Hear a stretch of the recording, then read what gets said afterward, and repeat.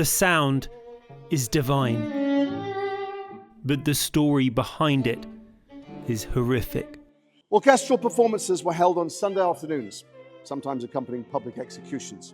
It's a concert of music which was played by the prisoners in Auschwitz, played sometimes for the people who were the inmates and were either going to their death or going to work or carrying bodies around or getting off the trains.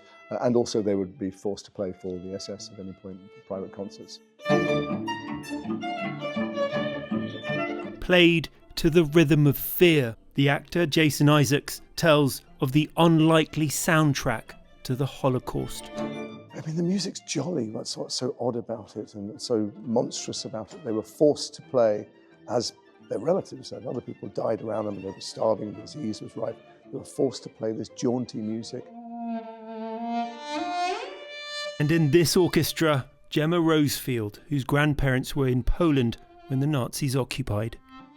So it's a very strange juxtaposition of emotions. So you do end up, of course, as we always do in concerts, losing yourself in the music and it pulls you along. But then as soon as, when Jason speaks before we play, you have this sort of lump in your throat and you're not sure if you should be playing at that moment and enjoying it and playing with your colleagues because of the horrors in where it was last played.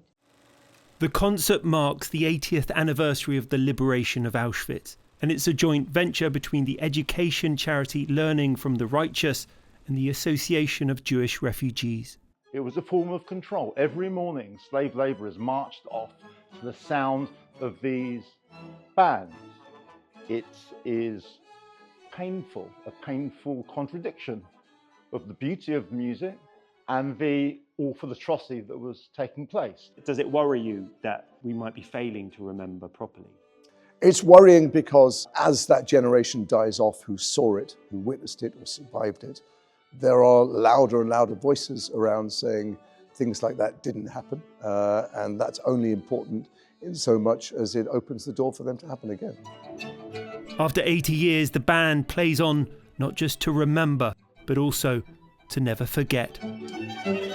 Rags Martel, ITV News, Wigmore Hall.